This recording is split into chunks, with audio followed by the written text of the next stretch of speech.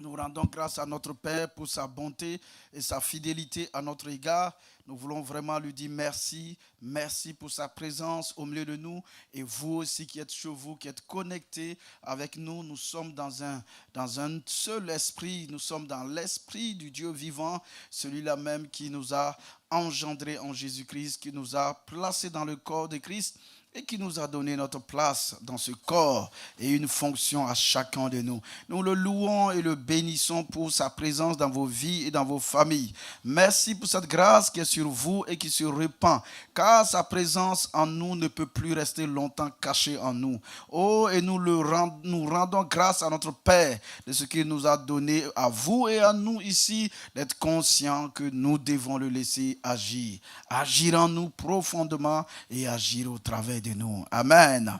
Amen. Amen. Merci Seigneur.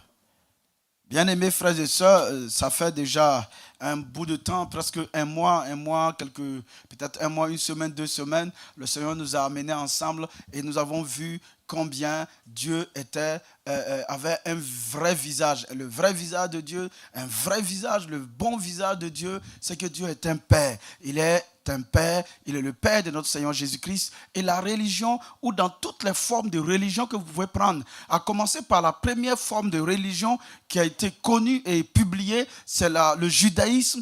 Ils n'avaient pas cette notion du visage de Dieu, Dieu un Père. Non.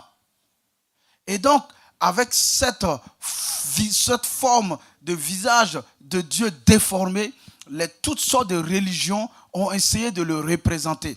Et Jésus est venu, le parfait est venu. Et il est venu pour nous révéler vraiment, pas aux chrétiens, mais au monde entier. D'abord au peuple israélien qui ont reçu les lois, les commandements, qui ont reçu les promesses, qui ont reçu en tout cas l'arche de l'alliance où la présence de Dieu se manifestait et se mouvait sur la terre. Ce peuple-là, malgré qu'ils avaient cette présence de Dieu au milieu d'eux, n'avaient pas le vrai visage de Dieu. C'est pourquoi quand Jésus parlait de Dieu comme un père, il prenait les responsables religieux prenaient des cailloux pour le lapider. Il dit, si Dieu ne peut pas être un père. Et c'est ce visage-là, cette identité de Dieu qui est un Père, un bon Père, notre Père, qui prend soin de nous et qui nous aime. Ça va choquer les gens. Mais c'est la vérité, c'est la pure vérité. Et c'est cette vérité-là qui a franchi vraiment. Et les premiers disciples vont effectivement expérimenter cette présence du Père, cet amour du Père, ce Père qui prend soin de nous, ce Père qui est avec nous. Et alors il n'y aura plus de limites, il n'y aura plus rien qui va les empêcher de pouvoir courir de contrée en contrée, de tribu en tribu, de nation en nation, pour annoncer cette bonne nouvelle de Dieu Père qui est venu vers les hommes, qui ne les condamne pas, qui ne les accuse pas, qui ne les rejette pas, mais il vient à eux et il s'occupe d'eux. Il s'occupe de leurs vrais ennemis et il prend soin d'eux. Amen. C'est cette bonne nouvelle que chacun de vous, chacun de nous, nous avons un jour entendu et vraiment nous rendons grâce à Dieu, car c'est à cause de cette bonne nouvelle que nous sommes rassemblés ce matin, que vous êtes connectés ce matin avec nous. Amen. Et donc nous avons vu que notre Père, non seulement il est notre Père, mais nous avons vu qu'il est le créateur de toutes choses. Nous avons vu qu'il est grand.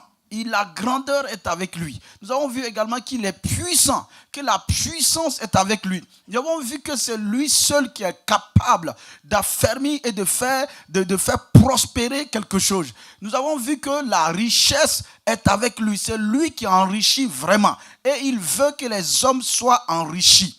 Oh, bien-aimé, il veut ça. Il veut ça. C'est pourquoi c'est lorsque nous sommes dans des compromis, dans des choses, lorsque nous trichons, c'est parce que nous ne le connaissons pas. Nous avons peut-être vu dans les Écritures, nous avons peut-être mémorisé des Écritures qui parlent de lui, mais nous ne le connaissons pas. Sinon, quelle que soit la situation devant nous, cela ne nous poussera pas à faire des compromis, à tricher ou non. Parce que nous savons qu'il est vraiment le créateur, qu'il est le tout-puissant, qu'il est le possesseur, le propriétaire de toutes choses, qu'il a créé tout l'univers. Il a parlé et ces choses-là ont pris forme, ont existé. Et je suis son enfant et il me dit que lui, il prend soin de moi. Et que quel que soit le besoin, il me dit de le lui informer. Simplement, pas parce qu'il n'est pas au courant, mais il veut que je comprenne que je dois dépendre de lui. Parce qu'il y a des choses qui vont arriver. Si je n'apprends pas à dépendre de lui, alors je vais échouer. Je vais échouer. Parce que celui qui influence le monde, qui inspire le monde, auprès de qui le monde tire ses inspirations, a été celui-là qui a pris son indépendance de Dieu. Et maintenant, aujourd'hui, il est devenu quelque chose d'autre de horrible, quelque chose de hideux, quelque chose de laid, quelque chose de méchant, qui ne peut pas se tenir dans la présence de Dieu. Que la Bible appelle Satan, le serpent ancien, dragon. Je ne sais pas pourquoi les gens ne veulent pas dire son nom. C'est ce qu'il est. C'est vrai qu'il y a certains, ils passent leur temps, ils parlent de Satan, des sorciers, des démons. Oui, on ne parle pas de ça. Mais si on est dans un monde modélé selon son image, selon lui, et nous, non, il ne faut pas dire son nom, il ne faut pas dénoncer ses stratégies, il ne faut pas dénoncer ces choses. Mais ça ne sert à rien. Nous sommes confrontés tous les jours, à tout moment. Même là, nous sommes assis, même dans la présence de nos pensées sont confrontées. Donc, si nous ne sachons pas, nous n'arrivons pas à apprendre, nous n'apprenons pas comment il agit, comment il attaque, et il nous attaque en permanence, mais c'est une perte. Et non, il ne faut pas dire son nom, il ne faut pas parler de lui, il faut parler de Jésus seulement. Mais on n'a pas... Est-ce que vous comprenez? Chaque chose a sa place et chaque chose est importante. Donc nous avons vu combien notre Père nous aime et il prend soin de nous. Et ensemble, nous avons vu également que il y a une chose qui est très importante là, qu'il fallait découvrir, c'est dire que le fait que nous sommes devenus enfants de Dieu, le fait que vous avez cru en Jésus, nous avons cru en Jésus, il va nous donner le Saint-Esprit. Et nous avons vu cette expérience-là dans la Bible, dans les Écritures, qu'il est écrit que après que nous recevons le Saint-Esprit, être remplis du Saint-Esprit. Et nous avons vu ensemble combien il est important d'être rempli du Saint-Esprit. Nous avons vu que c'est vraiment la personne divine. Et aujourd'hui encore, nous allons en parler un peu. Mais là où nous voulons que vous et moi, nous puissions vraiment nous arrêter enfin, nous arrêter clairement et décider de coopérer avec lui. Si nous voulons vivre dans la victoire, si nous voulons obtenir les choses que Dieu nous a données dans sa grâce, nous devons nous arrêter et coopérer avec lui. Nous devons nous arrêter et coopérer avec lui. Nous avons vu ensemble que le fait de voir dans les Écritures tout ce que les Écritures disent de notre Père ne suffit pas, ne permet pas de le connaître. Nous avons vu que dans ce qui est écrit dans la parole de Dieu, la Bible, et qui est en fait la volonté générale de Dieu pour toutes ces créatures, ces Écritures que par le cerveau nous pouvons comprendre, nous pouvons voir et comprendre, se limite à la compréhension de l'être humain. Et à cause de ça, à cause de cette faiblesse-là, de cette limitation, nous n'avons pas la vraie connaissance de Dieu. Ainsi, également par rapport aux choses spirituelles qui existent, le monde spirituel qui existe, nous n'arrivons pas avec nos 5 sens, avec toute notre capacité naturelle, nous ne pouvons pas saisir ni comprendre ces choses. Maintenant, la Bible nous dit, c'est par le Saint-Esprit et par un moyen qu'on appelle la révélation. Il va nous révéler non seulement le Père, il va nous permettre de vraiment le connaître tel qu'il est vraiment, et également de connaître Jésus le Christ, le Fils de Dieu, l'héritier légitime. Et ensuite, il va nous révéler également les vérités spirituelles, c'est-à-dire nous permettre de comprendre, de lire et de vraiment comprendre. Parce qu'il y a une connaissance, il y a une compréhension que nous pouvons avoir avec notre intelligence.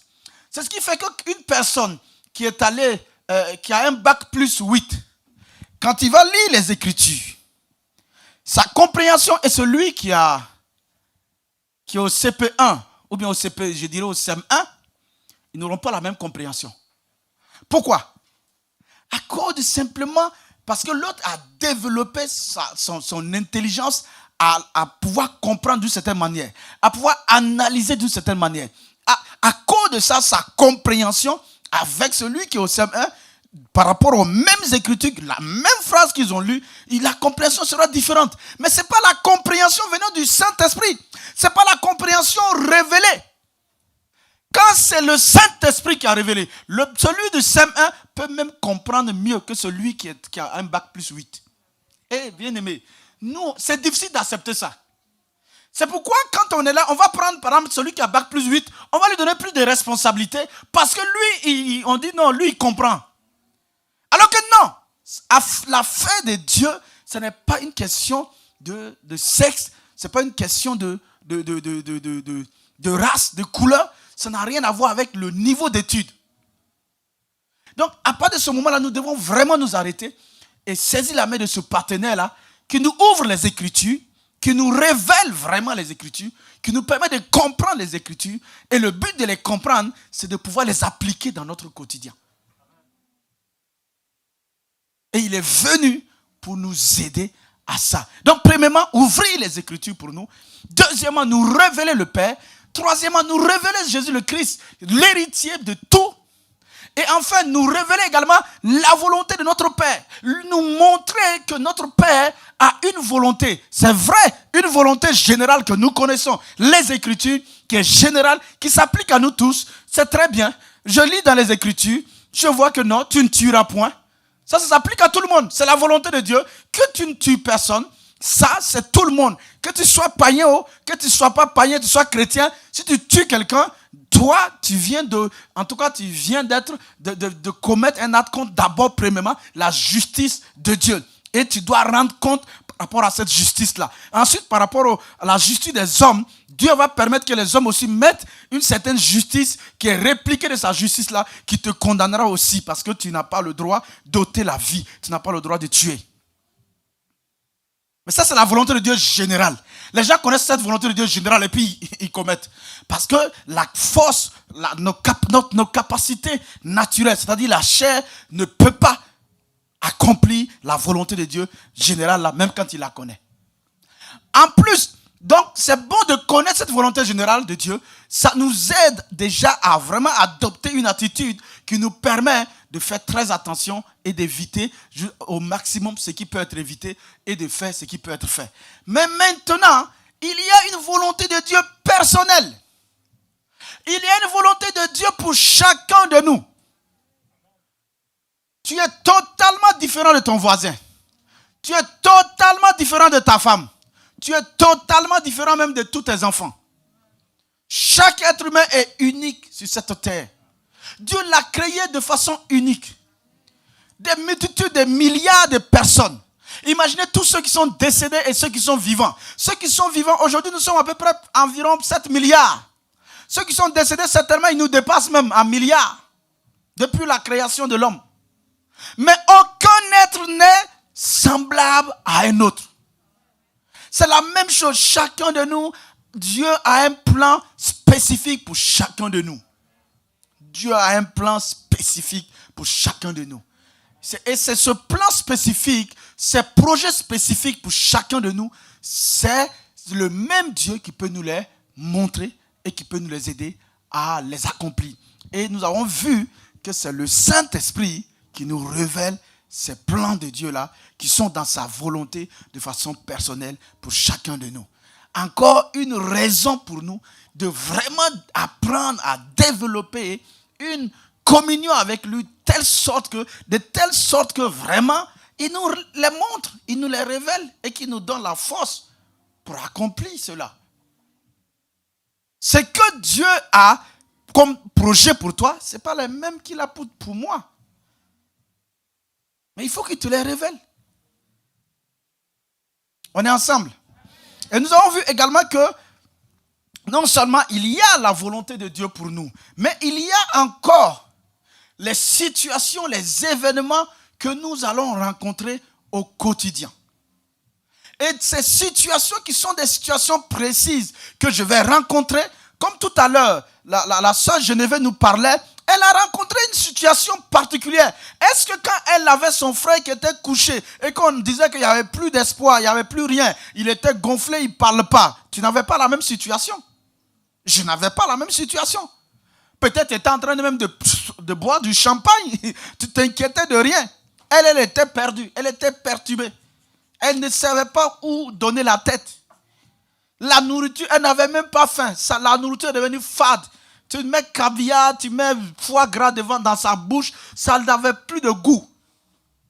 Cette situation-là qu'elle traverse, elle a besoin d'une parole appropriée de Dieu et qui lui donne la foi permettant à ce que cette parole appropriée venant de Dieu pour cette situation précise-là ait la puissance de Dieu pour que cette situation-là, elle puisse être maître de la situation.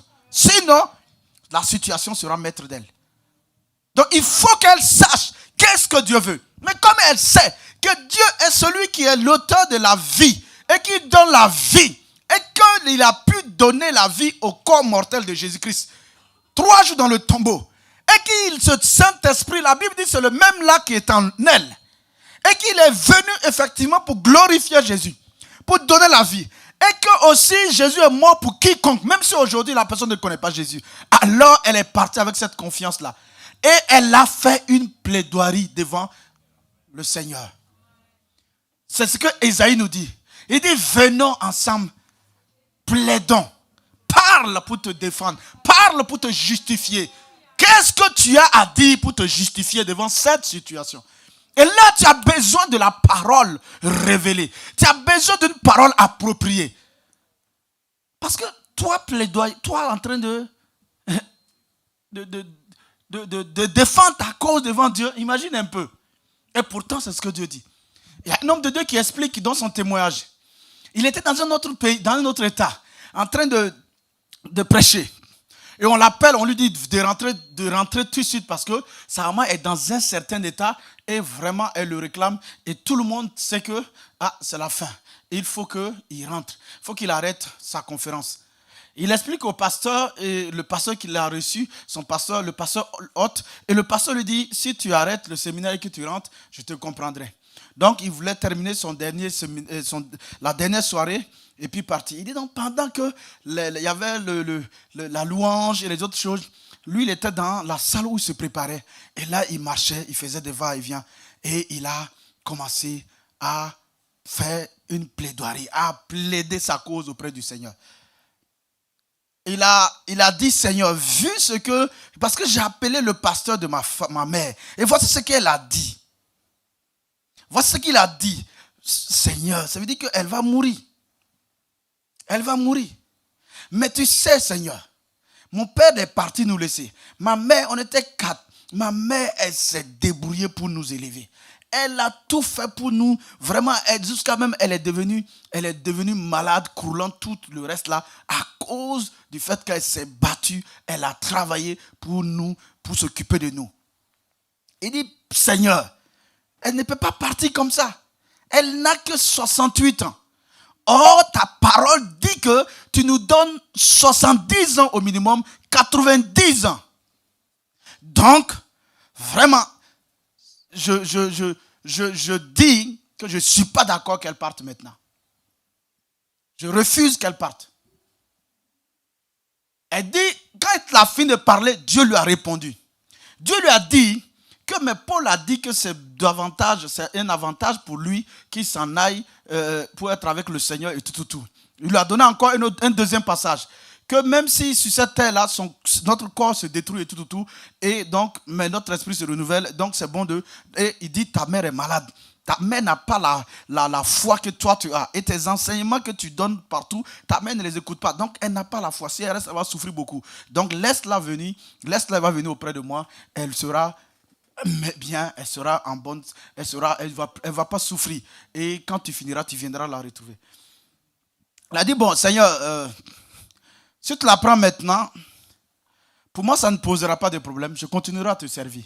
Mais je continuerai à te servir en me rappelant chaque fois que tu pouvais la sauver et tu ne l'as pas sauvée. Parce que tu as dit que tu nous donnes 70 ans minimum, 90 ans de plus. Et que tu l'as pris tôt. Et tu sais combien j'aime ma maman. Et si elle s'en va, je n'ai plus d'autres personnes sur lesquelles m'appuyer vraiment. Je suis tellement proche de ma maman depuis mon enfance.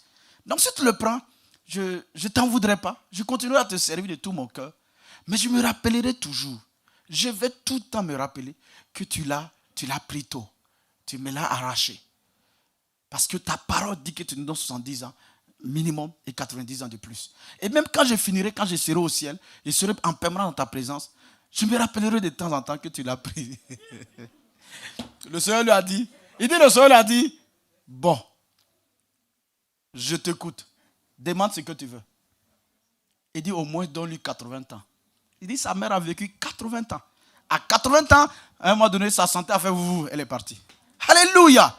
Donc si tu connais qui est ton Dieu, si tu sais ce que l'Écriture dit, et que tu, maintenant le Saint-Esprit, devant la situation précise, que les autres n'ont pas, toi tu es face à une situation, le Saint-Esprit qui est avec toi, va te donner, il va activer, il va éclairer la parole, et il va te permettre de, devant Dieu, plaider ta cause.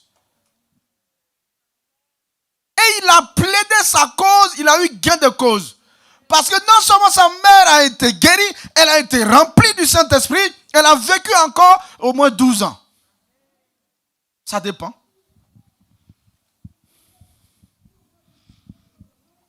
Ce même homme de Dieu donnait un autre témoignage.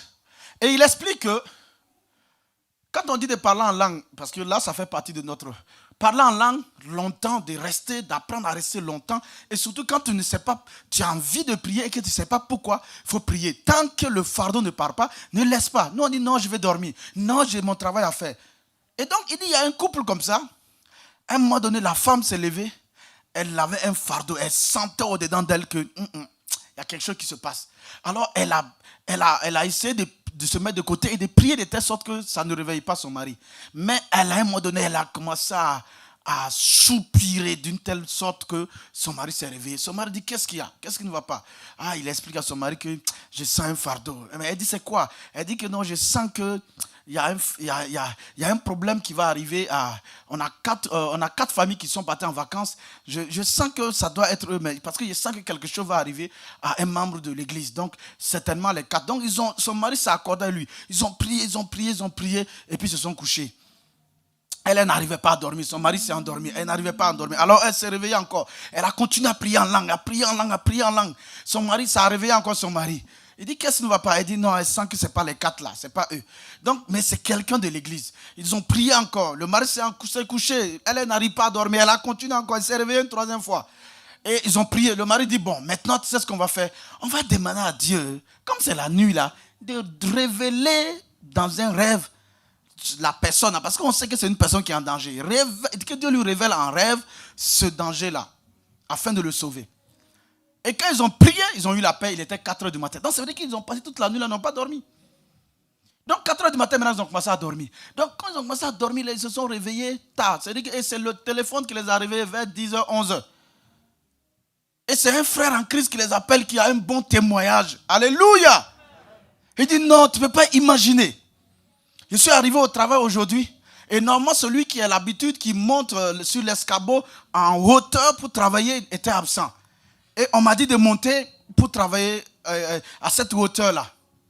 Et puis, j'ai dit, il n'y a pas de problème. Il a commencé à monter. Puis, à un moment, il s'est arrêté en mi-chemin. Il est redescendu. Et puis, il a dit à son contremaître que je ne peux pas travailler en haut aujourd'hui. Il dit, pourquoi? Il dit, non, lui, il a rêvé la nuit. Que lui, travaillait, lui, il est arrivé ce matin. Et celui qui devait travailler là-bas était absent. Et on lui a dit de monter. Lui, il est monté. Et il y a un câble qui s'est coupé et qui est venu couper sa tête. Et sa tête, lui, il a vu sa tête dans le rêve là tomber. Donc là, lui, il ne monte pas. Il y avait un autre chrétien qui était là-bas d'une autre église. Lui, il a ri. Que ce serait presque comment on appelle ça? Il est superstitieux. Qu'il n'y a pas de problème. Lui, il n'est pas superstitieux. Lui, il va monter. Le contremaître a accepté. Il est monté. Les autres ont commencé à travailler. Même pas 10 minutes. Il y a un câble qui s'est cassé. Bim, sa tête est partie, il est mort. Et donc, il explique que les gens vont dire, mais lui aussi il était chrétien, non? Pourquoi Dieu ne l'a pas sauvé? Mais lui, dans son église, regarde comment il prie. Seigneur, nous on sait que tu peux tout. Si c'est ta volonté, qu'il en soit ainsi. Si ce n'est pas ta volonté, que tu interviennes. Bénis tout le monde, garde tout le monde. Amen. Voici les prières. Mais l'autre côté, leur église, eux, ils savent que Dieu est souverain au ciel, Mais sur la terre, il a donné la possession de la terre à l'homme et que l'homme a laissé Satan prendre parti, que Jésus-Christ est venu racheter et il a rétabli l'homme dans ses droits. Donc quand l'homme intercède, c'est-à-dire il dit à Dieu, moi je te donne le droit d'intervenir sur la terre pour que tes plans s'accomplissent. Alors Dieu a le droit d'intervenir et Dieu agit. Donc si tu dis, les gens disent, vous là vous priez bizarrement, vous là vous êtes ceci, il faut t'asseoir et écouter les gens. Ta tête aussi va partir comme ça. Donc nous avons vu ensemble que notre Père, le Saint-Esprit, non seulement il connaît les réalités spirituelles, il connaît également, il va nous donner des paroles appropriées, qu'on appelle des rémas, des révélations qui vont s'appliquer à chaque situation de notre vie de tous les jours. Et un des passages très importants, on le verra certainement au mois de mars, c'est Romains 10, verset 17, qui est une des bases de notre foi en Christ, et qui nous dit que la foi dont nous avons besoin en tout pour plaire à Dieu, pour obtenir les choses de Dieu, pour offrir des choses à Dieu, nous avons besoin d'une foi sincère. Et cette foi-là vient de la parole de Dieu. Mais quand nous lisons comme ça que cette foi vient de la parole de Dieu, alors nous disons quoi? Nous disons que non, donc elle vient des Écritures. Alors qu'il ne nous a pas dit que cette foi-là vient des Écritures. Cette foi-là vient de la parole de Dieu. Et nous avons déjà vu un peu, et comme je le dis, on le verra plus tard, il est mis clairement que cette parole-là, cette foi-là vient de la parole révélée. La foi qui restaure, la foi qui affermit, la foi qui déplace les montagnes, vient de la parole révélée. Et c'est le Saint-Esprit qui nous le révèle. Bien-aimés, regardez comment c'est important d'être rempli du Saint-Esprit. Ça veut dire s'il n'est pas là, pour que tu marches par la foi, face aux situations. Tu es sauvé, hein? Tu as eu la foi pour être sauvé. Mais face aux montagnes que tu dois déplacer, Dieu ne viendra pas les déplacer. Il va te donner la foi. Et cette foi qui va pouvoir déplacer chaque montagne viendra de la volonté de Dieu révélée. Et c'est le Saint-Esprit qui te le donne, qui me le donne. Donc nous avons intérêt. La seule chose qui est dans le christianisme que nous devons chérir, que nous devons chercher à vraiment nous accaparer, c'est cette communion intime avec le Saint-Esprit. Tout ce qui le blesse, tout ce qui l'attriste, tout ce qui éteint son feu, puisque nous allons voir ce matin également où il nous dit, n'éteignez pas la flamme qu'il a allumée en vous. N'éteignez pas le feu du Saint-Esprit. Et ailleurs également, il dit, si vous l'avez éteint, par certaines façons de vivre, par certaines façons d'agir, par certaines façons de parler, par certaines façons de se comporter, il dit, vous avez intérêt à ranimer la flamme. Est-ce que nous sommes ensemble? Vous avez intérêt à ranimer la flamme.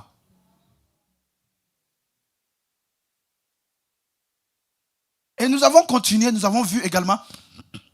Donc, nous avons vu également que il y a des obstacles en nous. Ensuite, il y a un héritage que nous avons. Et cet héritage-là, c'est lui encore qui nous le révèle et qui nous fait rentrer. Ensuite, nous avons vu qu'il y a des obstacles dans notre vie. Et nous avons vu dans Romains 8, verset 26, qu'il va nous aider. Il va nous aider à éliminer ces obstacles. Que ce soit des infirmités dans la chair, que ce soit de la maladie, que ce soit l'incapacité à faire des grandes choses et à avoir des grandes victoires. Il va nous aider. Que ce soit l'incapacité à faire face à des désirs pervers, à des désirs vraiment malsains. Il va nous aider. Qui? Par les Écritures, le Saint-Esprit. Il va utiliser certainement à des moments donnés des Écritures aussi. Donc, c'est bien les Écritures. Mais c'est d'abord le Saint-Esprit. C'est lui que Jésus a dit, attendez-le. Il n'a pas dit, attendez les Écritures. Toute notre difficulté, c'est qu'aujourd'hui, nous avons dit la parole et c'est avec notre intelligence que nous voulons fonctionner par rapport à la parole. La preuve, c'est que la plupart de nous tous, les serviteurs, pour servir Jésus, on dit qu'il faut aller faire une école biblique. Et quand tu vas à l'école biblique, qu'est-ce qu'on t'apprend là-bas, mon ami? On t'apprend à disserter. On t'apprend à parler en public. Je n'ai pas besoin d'aller à l'école biblique pour apprendre à parler en public. Beaucoup d'entre vous, vous avez appris à parler en public. Ce n'est pas à l'école biblique. C'est où? Le monde apprend déjà à parler en public. Vous partez voir les campagnes quand les gens font. Mais regardez comment ils parlent. Ils parlent à des milliers de personnes. Il y a des gens qui parlent à des millions de personnes. Ils ont appris à parler en public et à convaincre les gens. Ce n'est pas le Saint-Esprit qui est avec eux. Nous avons besoin du Saint-Esprit. D'être remplis du Saint-Esprit. D'être gouvernés par le Saint-Esprit. D'être conduits par lui. Alors, quand nous ouvrons les Écritures, il nous éclaire les Écritures. Il nous nourrit les Écritures. Il nous révèle les Écritures. C'est lui qui nous donne d'avoir une compréhension juste et nette des Écritures. Sans que ça devienne de la loi pour tyranniser les autres. Bien-aimés frères et sœurs, les situations du monde aujourd'hui nous interpellent et nous ramènent. C'est-à-dire, ils nous ont ramenés au dos au mur. Nous ne savons plus quoi faire. Et à chaque fois quand c'est comme ça, c'est en ce moment l'église se rappelle qu'il avait de l'aide. Que Dieu les avait donné de l'aide. Parce qu'ils sont là, ils disent, Seigneur, mais tu nous as laissés seuls. Il dit, mais je ne vous ai pas laissé seul. Je vous ai laissé quelqu'un là-bas. Vous le méprisez, vous le piétinez, vous faites tout ce que vous voulez avec lui là-bas. Et puis maintenant, quand ça ne va pas, vous levez les yeux. Moi, je ne peux plus rien faire, tout est fait. J'ai tout fait, je vous ai donné de l'aide. Donc, bien-aimés frères et sœurs, nous devons vraiment travailler à cette communion avec le Saint-Esprit. Je vous assure, ça ce n'est que l'introduction, mais quand on regarde déjà, même la puissance pour faire des mêmes œuvres que Jésus-Christ, c'est lui encore. Ensuite, Jésus est encore avoir une conscience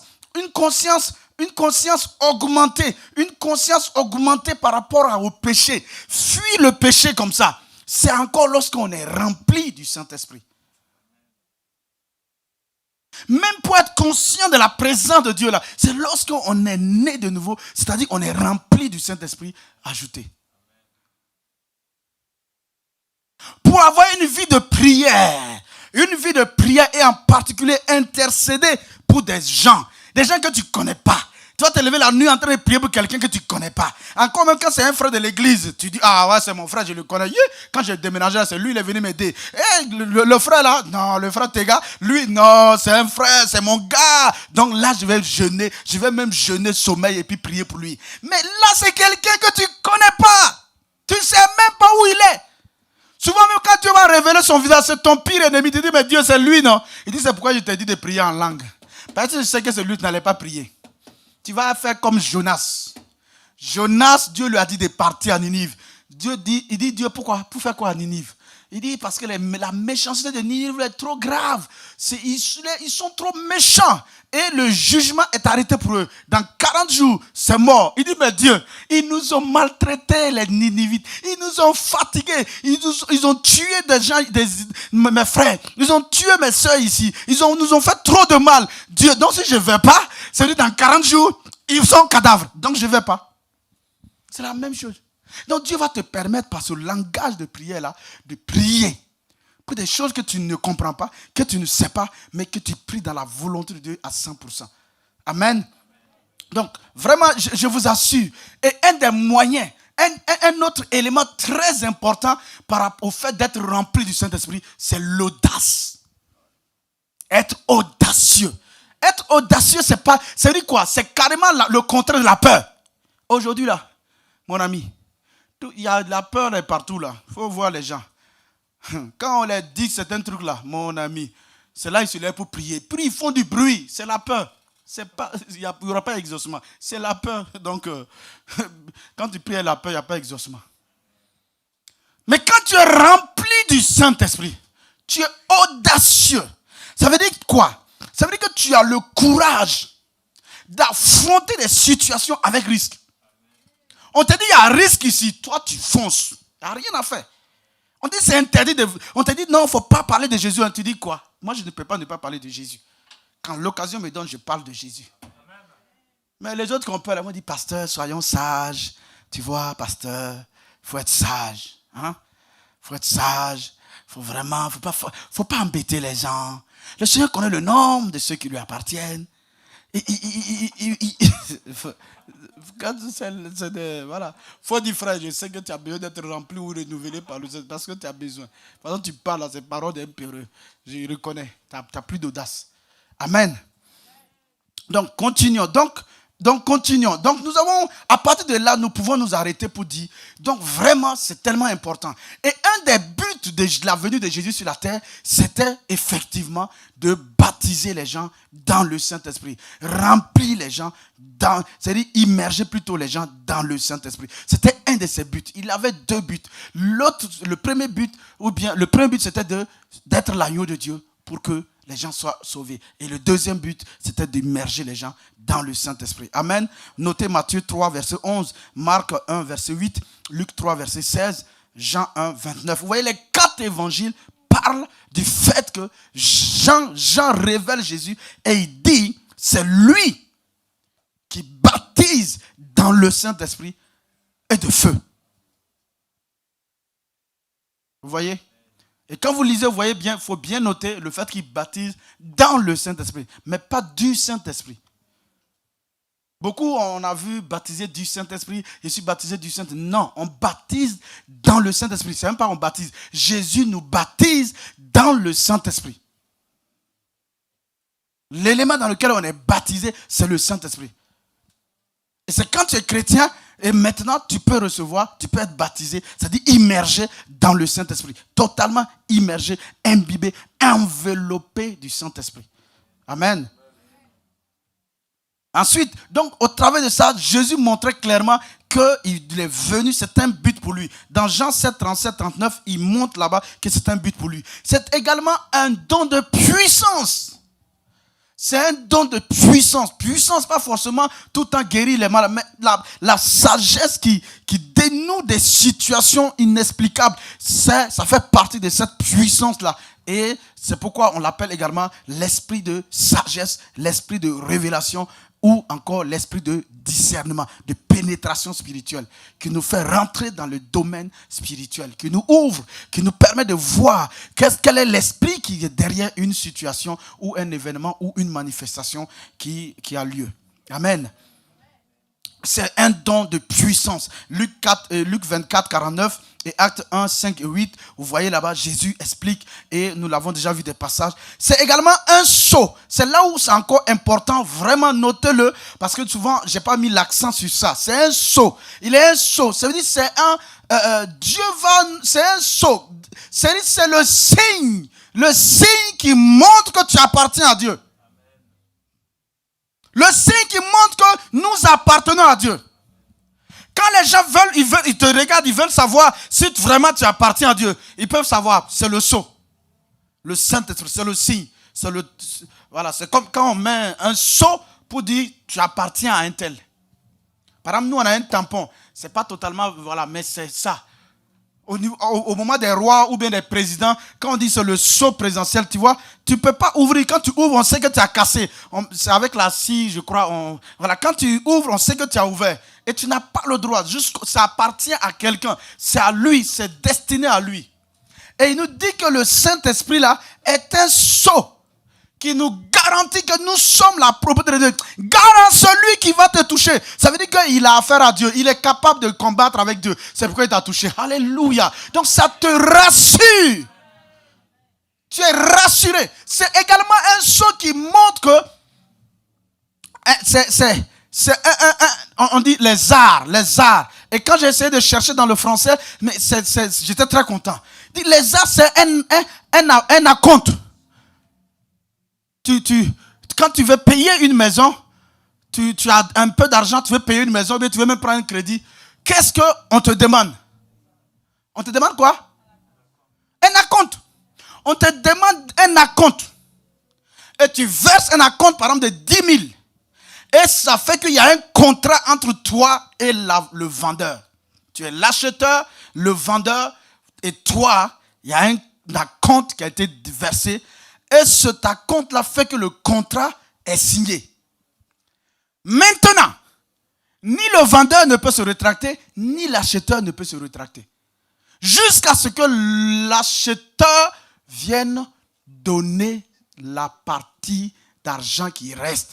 la somme restante. Quand il donne la somme restante maintenant, la chose achetée là, le vendeur lui remet. Si un des deux décide de se rétracter, en tout cas, non seulement il paie, si c'est l'acheteur, il va payer déjà la compte. Et non seulement il paie la compte, mais il fait quoi d'autre? Il risque encore d'être condamné à payer encore des dommages et des intérêts. Si c'est le vendeur qui se rétracte, alors non seulement il rembourse la compte, mais en plus de ça, il va payer des dommages et intérêts. Vrai ou c'est faux? Et la Bible dit que le Saint-Esprit que Dieu nous a donné là est un acompte, est un gage, est une garantie que lui, il va nous sauver de façon définitivement. Que quand nous allons quitter sur la terre ici, non seulement sur la terre ici, tous les autres promesses qu'il a faites pour nous là, on va les avoir. Mais quand on va quitter la terre pour aller au ciel là, on sera effectivement au ciel avec lui. Il ne va pas nous tromper, on ne va pas aller en enfer. Est-ce que tu peux dire Alléluia? C'est ce Saint-Esprit là que Dieu t'a donné et qui est avec toi, qui est au-dedans de toi. Il est la garantie que Dieu va vraiment te sauver. Que Dieu va te secourir ici sur terre. Que Dieu va t'enrichir sur cette terre. Que Dieu va te guérir sur cette terre quand tu es malade. Que Dieu va te secourir. Que Dieu va prendre soin de toi. Il est la garantie. C'est pourquoi quand il y a des moments je doute, je me parle en langue. Je parle en langue. Quand je parle en langue, je dis non, donc c'est bon. Dieu est là. Je ne m'inquiète pas. Parce que le Saint-Esprit est là. Sans lui, je ne peux pas parler en langue, mon ami. On est ensemble. Donc, vous pouvez lire 2 Corinthiens 1, 21, 22. Effectivement, il parle là-bas des arts, donc la compte, la garantie. Et 2 Corinthiens 5, 5. Et Ephésiens 13, verset 13 à 14. Il dit, vous avez entendu la bonne nouvelle, vous avez cru et vous avez été scellés du Saint-Esprit. Et tout. Et Ephésiens 4, verset 30, où il dit, n'attristez pas le Saint-Esprit de Dieu par lequel vous avez été scellés d'un sceau pour le salut éternel, le jour du salut. Et également, ce qui est intéressant, c'était le signe. C'était le signe qui faisait que les gens se reconnaissaient comme étant enfants de Dieu, étant chrétiens. C'était le signe également qu'ils reconnaissaient sur les autres comme étant des enfants de Dieu et ayant les mêmes droits qu'eux. Quand l'apôtre Pierre est parti chez Corneille, tout en sachant qu'un juif ne doit pas mettre les pieds chez un païen, dans Acte 10, qu'est-ce qui s'est passé? Il a commencé à parler. Et puis le Saint-Esprit est descendu sur les gens. Il les a remplis. Ils ont commencé à parler en de nouvelles langues. Ils ont commencé à prophétiser. Pierre a arrêté net. Il n'était pas venu pour les évangéliser, pour les dire d'accepter Jésus. Pour eux, Jésus c'était pour les Juifs seulement. Il s'est arrêté, il a dit aux autres là, est-ce qu'on peut empêcher quelqu'un d'être immergé dans l'eau, baptisé au nom de Jésus? Quelqu'un qui a été déjà immergé dans le Saint-Esprit. Donc moi, il est immergé en Christ. Il est né de nouveau. Il est immergé, il est baptisé dans Christ. Ensuite, on peut le baptiser. Et après, il reçoit. Mais il n'y a rien de tout ça là. Directement, ils ont reçu. Est-ce qu'on peut refuser? Et Dieu a dit non, ils ont reçu la même chose que nous. Il n'y a rien à faire. Donc ça veut dire que Dieu a décidé que aussi les autres peuples reçoivent le salut et qu'ils soient délivrés. Alors ils les ont baptisés. Ils n'ont pas attendu demain. Ils n'ont pas attendu de les enseigner d'abord avant de les baptiser. Je n'ai pas dit comme j'ai dit ça. Tu vas aller dire à frère Athanase, tu as vu non? Parce qu'il a dit, je n'ai pas besoin de suivre tes cours de baptême là. Non. Ils les ont pris, ils les ont baptisés. Quand Pierre est reparti, acte 11, les autres apôtres l'ont fait asseoir. On dit, mais explique-nous, qu'est-ce qui ne te va pas? On a entendu. Avec ceux que tu es parti là, il y a d'autres qui t'ont dévancé, rapidement venir répandre la nouvelle ici. Ils nous ont dit que tu es rentré chez des païens et même tu les as baptisés. Et Pierre a commencé à expliquer comment ça s'est passé. Il dit, quand lui il est arrivé, effectivement, comme le Saint-Esprit l'avait convaincu, lui il est arrivé, il a commencé à parler. Et le Saint-Esprit est descendu sur eux comme sur nous au commencement. Et ils ont commencé à parler en langue. Ils ont commencé à prophétiser. Il dit, est-ce que moi, et je me suis rappelé de la parole du Seigneur qui dit, comme vous avez déjà baptisé d'eau dans peu de jours, vous serez baptisés dans le Saint-Esprit. Donc, Dieu a décidé de sauver les païens et de les donner le même don qu'à nous. Qu'est-ce que moi je pouvais faire? Ils ont dit, ah bon? Donc ils ont reçu le Saint-Esprit. Il dit oui. Il dit, ah, donc c'est bon, gloire à Dieu. Donc Dieu aussi a... Donc ça veut dire quoi? Ça a été le signe pour que la discussion là se termine en même temps. Et nous, on ne veut pas, aujourd'hui, on discute sur le baptême du Saint-Esprit, être rempli du Saint-Esprit, recevoir le Saint-Esprit. On discute dessus. Et ils n'ont pas discuté. Les premiers là, ceux qu'on dit colonnes là, n'ont pas discuté.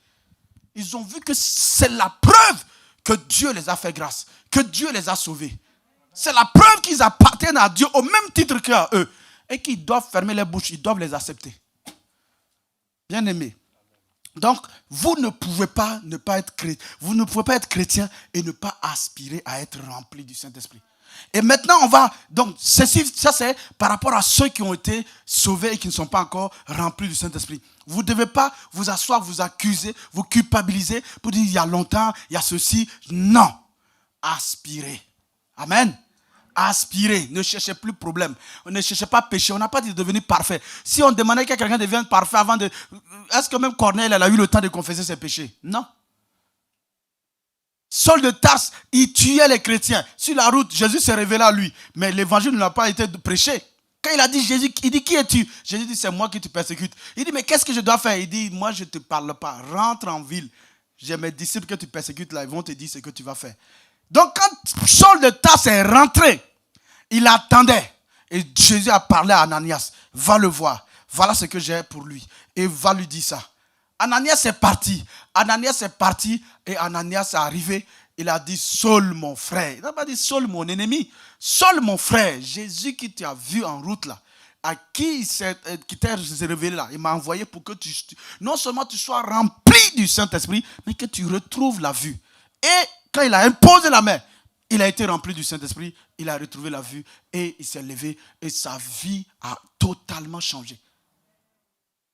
Bien-aimés. Donc, tout ça pour nous encourager, pour nous dire, nous n'avons pas besoin d'attendre. Nous ne devons pas attendre d'abord combien de jours avant de devenir, maintenant quand tous les péchés. Non, c'est lui qui va t'aider à éliminer les péchés. Si tu le laisses, tu ne pourras jamais. Non, pas parce qu'il y a encore quelque chose. Non, tu ne peux pas tout seul, tu ne peux pas. Ça veut dire que tu veux par tes efforts. Ça là même, tu vas souffrir. Laisse tomber. Dis Saint-Esprit, remplis-moi seulement. Amen. Maintenant, le deuxième élément, c'est nous, vous et moi qui sommes déjà remplis du Saint-Esprit. Qu'est-ce que le Seigneur nous dit? Il nous dit, à partir du, comme on l'a dit dans 1 Thessaloniciens 5, 19 là, il dit, n'éteignez pas la flamme de l'Esprit.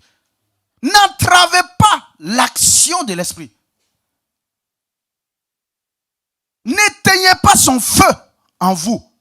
Et ne l'empêchez pas de vous éclairer. Donc, ça a été comme ça, et la plupart ça a été comme ça, vous et moi, dans notre vie. Il dit, donc comme ça a été comme ça, il dit, maintenant faites quoi? Comme ce n'est pas le Saint-Esprit qui a été éteint, c'est sa flamme là qui a été atteinte. L'ardeur là, c'est manifestation. Et quand je cherchais le mot grec où il parle de ne pas éteindre la flamme, j'ai vu également qu'il est dit là-bas que, au lieu de, c'est dit, n'étouffez pas, ne le touffez pas. Et une autre chose, c'est ne le réprimez pas. C'est-à-dire, ne l'empêchez pas de se développer. Ne l'empêchez pas de se manifester. Et la plupart du temps, nous l'avons empêché de se manifester. Parce que ces manifestations ne sont pas d'une manière logique pour la race humaine. Les gens qui ne comptent, donc nous veulent qu'on nous trouve normal. Ce que la sœur a fait là, est-ce que c'est normal? Elle a rendu son témoignage là. Prendre quelque chose, c'est ce que le Seigneur lui a convaincu. Elle est partie, elle met dans l'oreille. Est-ce que ça c'est normal? Dites-moi, est-ce qu'il y a quelque chose de logique là-dedans? Mais c'est pas ce qu'elle voulait là. C'est pas ça que Dieu lui a donné. Non? Est-ce que tu cherches autre chose? Non. Bien-aimé. Donc il nous dit de ne pas le étouffer. Et la plupart du temps, nous l'avons étouffé. Nous l'avons empêché de se manifester. Nous l'avons empêché de se développer. À cause de ça, bien-aimé, il dit, comme ça a été comme ça dans notre vie, il dit, il faut, maintenant dans Timothée, 2 Timothée 1, 6, il dit maintenant, ranimer. Ce n'est pas quelqu'un, c'est toi-même, ranime. Ranime. Ranime. Ranime la flamme. Ravive la flamme. Attise la flamme, attise. Secoue la cendre là. Ça veut dire que tu as besoin vraiment de t'arrêter et de te repentir. Sérieusement. Est-ce que le Saint-Esprit te dirige? Est-ce qu'il te conduit? Est-ce que tes décisions là, tu le soumets? Est-ce que tu prends le temps pour le chercher? Est-ce que tu passes du temps avec lui? Est-ce que tu développes une relation interactive avec lui? Tu dis que ça là, je connais. Ça là, c'est travail. C'est travail informatique. Saint-Esprit, j'ai fait informatique. Je suis parti aujourd'hui, là, on a eu un gros problème informatique. Hein? Ah, les pirates, là, les Saint-Esprit, ils sont dangereux. Hein? Ah, ça là, mais comme toi, tu ne connais pas. Moi-même, je te parle Saint-Esprit. Toi, tu ne connais pas. Et oublie que tu ne comprends pas informatique. Ah, sinon, on a été bloqués toute la journée. Même là, on est bloqué. C'est des milliards qui sont en train de partir. Saint-Esprit dit, sinon, moi, je connais ça où? Moi, je connais ça même. Je viens t'aider, mais comme tu trouves que mon aide, moi, j'attends ici. Vous allez perdre encore des milliards. Jusqu'à ce qu'on ne pourra même plus te payer. On va te renvoyer.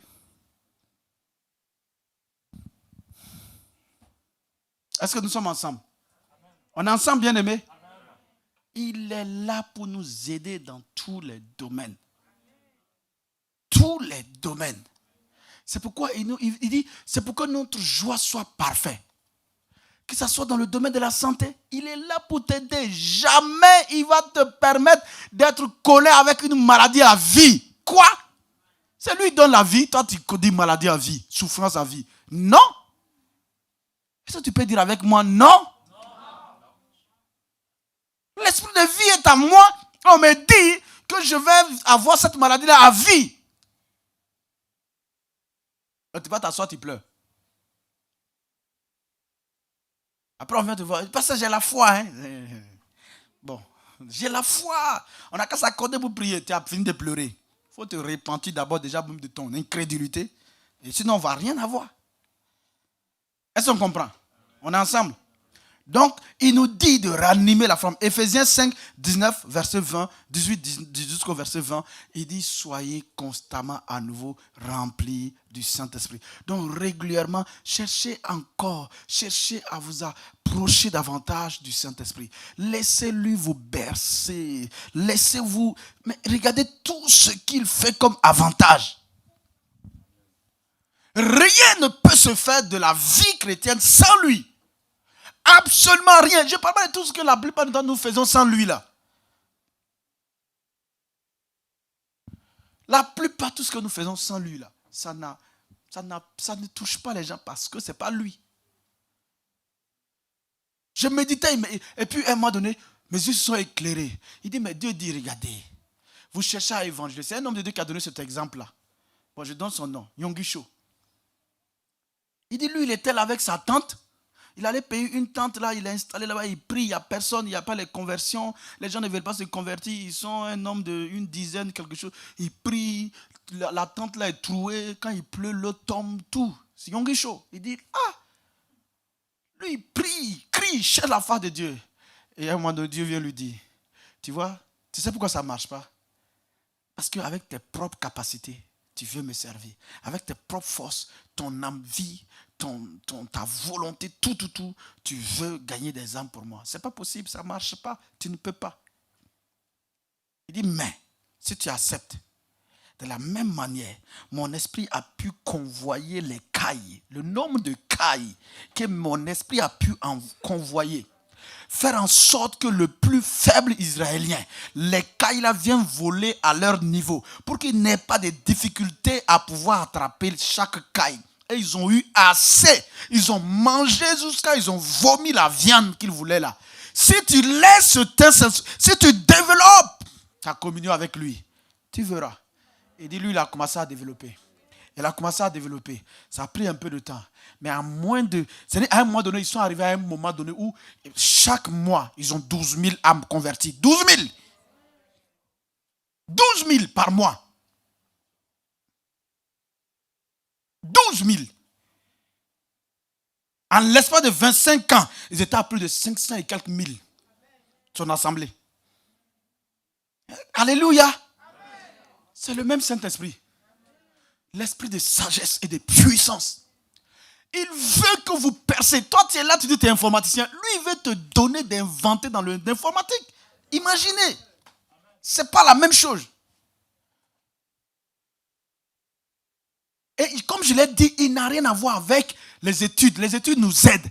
Mais ce qu'il ôte, le voile qu'il ôte, c'est quelque chose qui est voilé, que personne ne connaît. Et quand c'est toi qu'il te montre, laisse tomber. Tu deviens nous tous notre solution ici. Parce que tu vas vendre ça là. Tu vas vendre cette idée là. Ouh, l'argent que tu vas gagner là. Notre salle est payée. Nos frères qui sont là, qui se démerdent là, tu les mets à l'aise. Dis alléluia. Hein. Quand on m'a dit comme ça là, sinon moi je vais fermer la porte. Hein. Tu ne vas pas venir. Si c'est pas... Alléluia. Donc on va s'arrêter là. Et on va s'arrêter là. Et je vais vous encourager à rechercher cette plénitude du Saint-Esprit. Amen. Mercredi, mardi, on va voir de façon pratique comment, de façon pratique et simple, on reçoit ce Saint-Esprit qui nous a été déjà donné et comment on ravive la flamme, comment on rallume la flamme, comment on ranime et comment on apprend à passer du temps dans sa présence. Amen. Et samedi, comme nous prions samedi de 15h à 17h, ce samedi-là, pour ceux qui sont disponibles comme d'habitude, vous venez. Pour ceux qui sont pas, qui aspirent aussi à être remplis et qui ne le sont pas encore, et vous venez. Mais là, on va peut-être commencer à 14h et on va prendre du temps. On va prendre du temps ensemble. Et on va vraiment chercher la face du Seigneur. Et régulièrement, tous les samedis, on fera ainsi. Jusqu'à ce que vraiment nous rentrons dans cette réalité, à baigner dans le Saint-Esprit, à nous laisser conduire par lui, de telle sorte que votre vie de tous les jours, les situations qui peuvent en tout cas se présenter à vous, vous soyez vainqueurs là-dedans. Au nom de Jésus. Amen. Tenez-vous debout, on va prendre le cantique pour vraiment, le cantique que nous avons pris tout à l'heure, nous allons le reprendre avec foi. Le Saint-Esprit est là, mais on va le prendre d'abord en rythmé. Sœur Mary avait pris ça une fois et puis c'était... Ok. Si tu es là, viens vite, Meryl. Faut comme ça.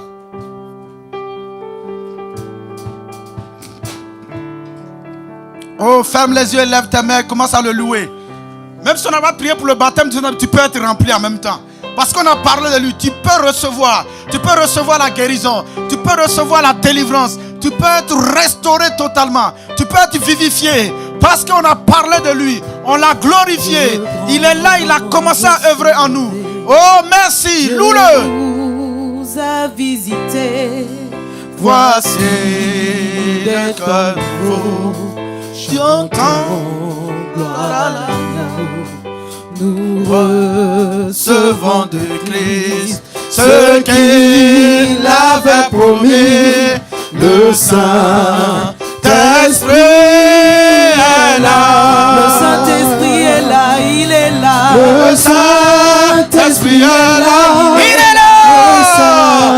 Alléluia. La mort a disparu. Te donne un plein salut. Et sur le monde entier, le grand jour s'est levé. Il est là. Le Saint-Esprit il est là. est là. Il est là, il est là, il est là. Le Saint-Esprit est là. Le Saint-Esprit est là. La mort a disparu. La mort a disparu. Te donne un plein salut. Oui. Et sur ma vie entière, le grand jour s'est levé. Le grand jour s'est levé. Ah, il est là. Le Saint-Esprit Il est là. est là. Le Saint-Esprit, le Saint-Esprit est là. Le Saint-Esprit est là. La mort a disparu. Dieu donne le salut. Et sur ma vie entière, le grand jour s'est levé. Ah, il est là. Il est là. Il est là. L'Esprit de Dieu, le Tout-Puissant est là. Il est dans nos vies. Il est parmi nous. La mort a disparu. Te donne un plein salut. Et sur ma vie, le Saint-Esprit, le jour s'est levé. et il est là. Le Saint- Il est là. Esprit Il est là. Il est parmi nous.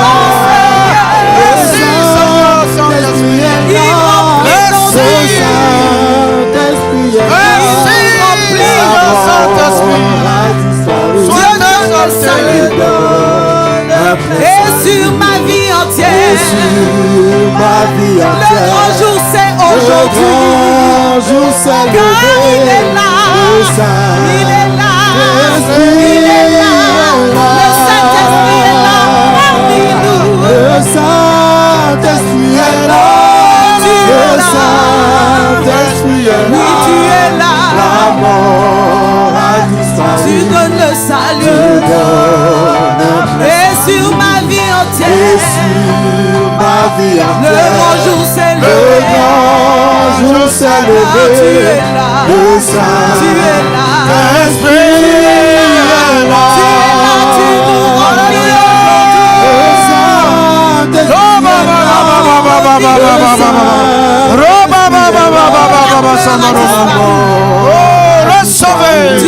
Recevez cette grâce. Recevez l'attouchement du Saint-Esprit. Recevez qu'il vous enveloppe de sa sainte présence. Recevez au nom de Jésus. Recevez. Oh, béni sois-tu, Seigneur.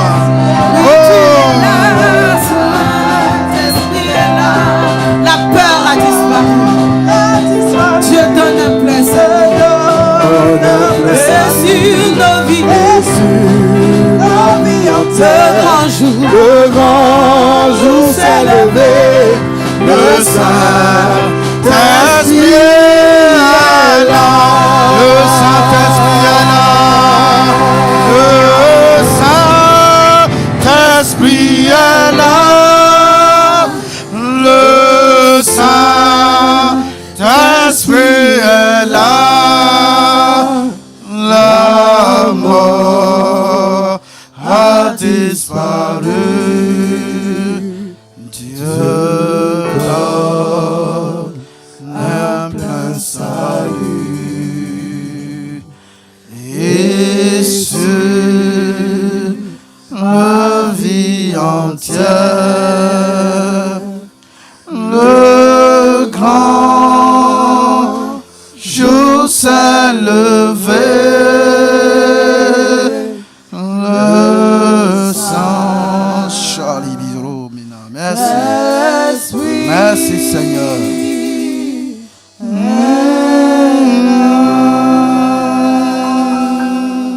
Recevez son attouchement.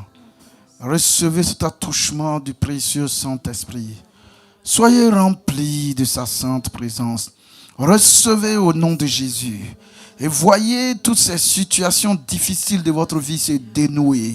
Voyez toutes ces prisons s'ouvrir. Voyez toutes ces œuvres des ténèbres s'enfuir. Voyez la mort s'éloigner de vous. La mort dans tous les domaines de votre vie. Voyez la prospérité qu'il apporte avec vous. Voyez la bénédiction qu'il apporte dans votre vie. Oui, votre vie ne sera plus jamais pareille. Recevez cet attouchement. Laissez-le vous envelopper de sa sainte présence. Laissez-le vous envelopper de sa sainte présence. Oh, Du précieux Jésus, un attouchement, un attouchement de la main, de la main du précieux Jésus.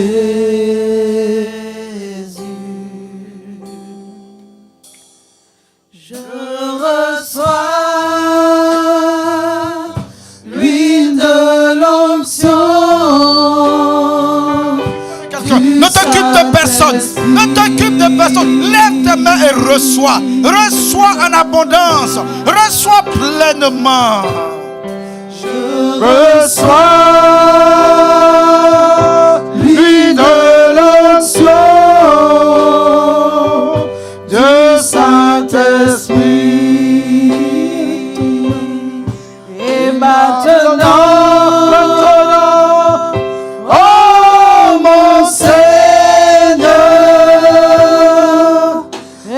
essuie toutes mes larmes. Alléluia.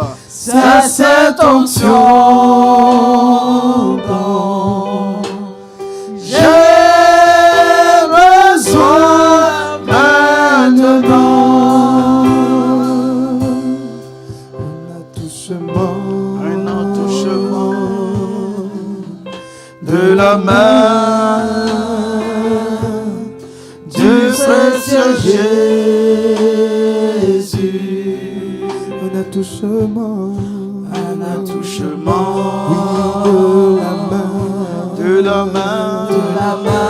du précieux Jésus. Du précieux Jésus. Oui, je reçois. Oui, je reçois l'huile de l'onction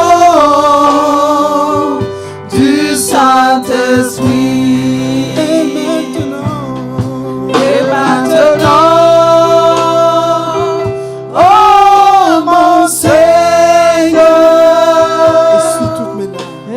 essuie toutes mes larmes. C'est cette onction dont je reçois maintenant. C'est cette onction. C'est cette onction dont Je reçois. Je reçois maintenant. C'est cette onction. C'est cette onction Que je reçois. Je reçois maintenant. Je reçois maintenant. reçois maintenant. Je reçois. Remplis-moi, Saint-Seigneur Jésus. Remplis-moi de ton esprit. Renouvelle-moi. Renouvelle l'onction en moi. Attise ton feu en moi. Un feu nouveau. Attise ce feu. Attise ce feu. Oui, à moi maintenant. Oui, jeune Seigneur, ce matin, que ta flamme soit allumée à nouveau. Que le feu du Saint-Esprit soit allumé. Qu'il y ait cette explosion de ton feu dans les vies maintenant. Cette explosion de vie, de ta puissance, de ta sagesse. L'esprit de crainte de l'éternel. L'esprit de révélation. Oui, qu'il y ait cette explosion ce matin.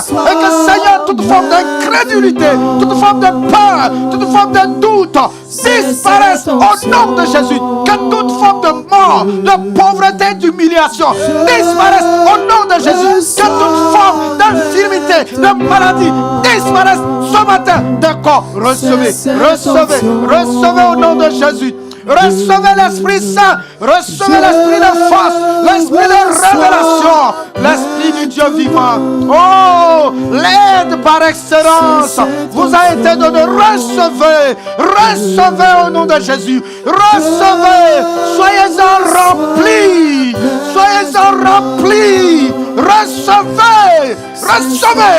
recevez au nom de Jésus. Riasada, recevez, que les chaînes de votre vie soient brisées. Que les chaînes de votre vie soient brisées. Que les liens de la mort soient brisés au nom de Jésus. Que les liens de la mort soient brisés dans votre vie au nom de Jésus. Que les prisons sataniques soient brisées dans votre vie au nom de Jésus. Au nom de Jésus, recevez cette abondance de la vie de Dieu. Recevez cette abondance de Dieu.